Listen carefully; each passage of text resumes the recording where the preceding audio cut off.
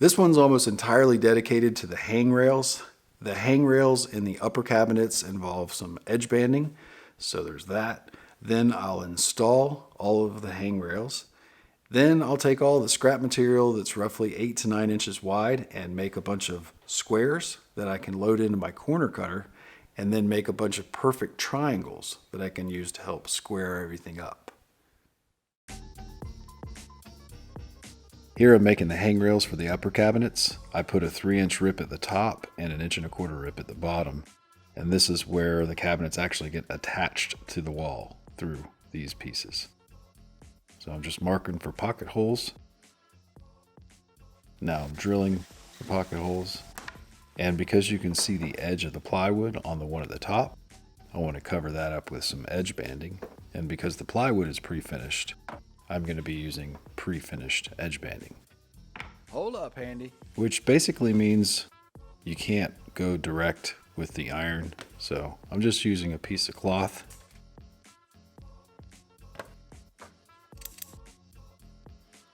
Pretty straightforward here. We're just ironing the edge banding on.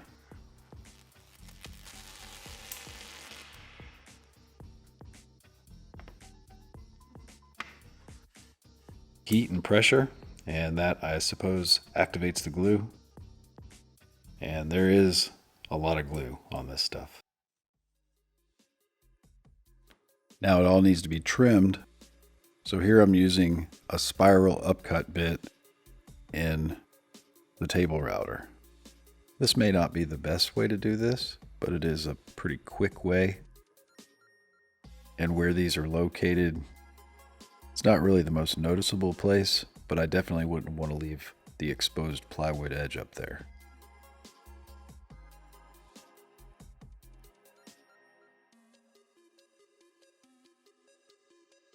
It does require cleaning the bit after so many feet. There's a lot of buildup on the bit.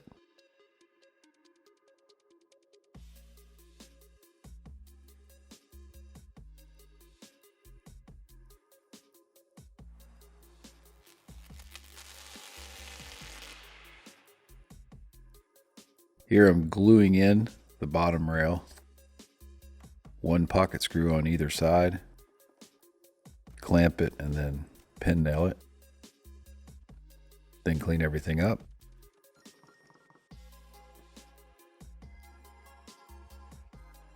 Here I'm using the loose sheets again, just clamping everything off. I like to leave it hanging out just a little bit and then let the pocket screw pull it in flush.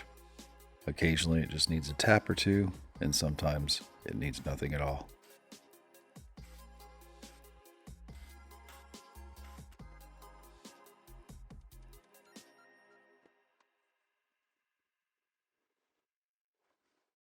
I have to jump around a little bit as the glue dries and the clamps are being used. I glue it, put a pocket screw there, put a bunch of clamps on it, and nail it off.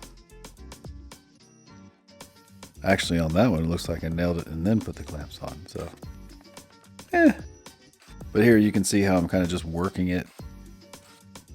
I let it hang over just a fuzz the whole way, and usually it just needs a tap or two. But it does need to be pulled all the way down tight. That's why I want to clamp it to the sheets.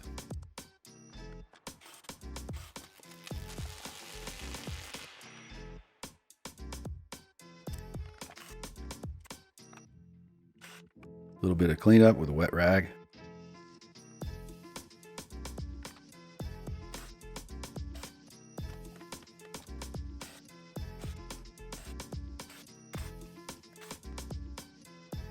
Glue it, clamp it, pocket screw, clamp it, pocket screw, clamp it all the way across, shoot it with the pins, clean it up, do it again.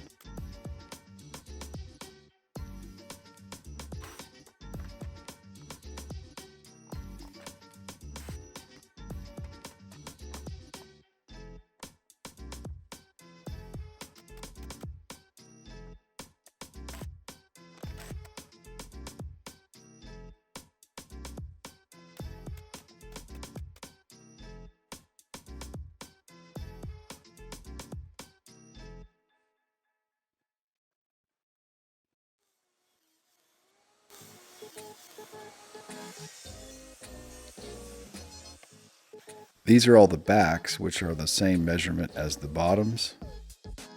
And I'm drilling all the pocket holes. And now I'm going to start to install the backs. Basically, I just put the pocket hole clamp on the left side, drift those pocket holes in, put it on the right side, and drift those pocket holes in. And just repeat that process. I like the height of these pieces to be 9 inches at least. That way the 1/4 inch backs only have to be 24 inches. And I can just split a piece of plywood in half. Here I'm cutting corners, probably the only corners I'll cut on this project. Grab my corner cutter and cut away.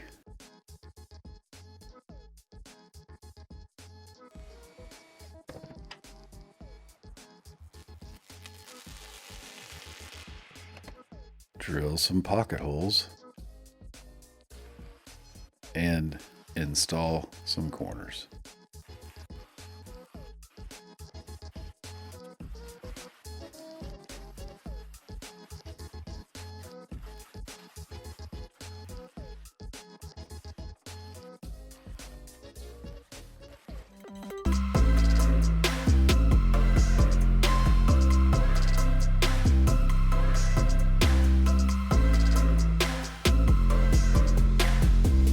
See you on the next one. You've just about made it 1/3 of the way.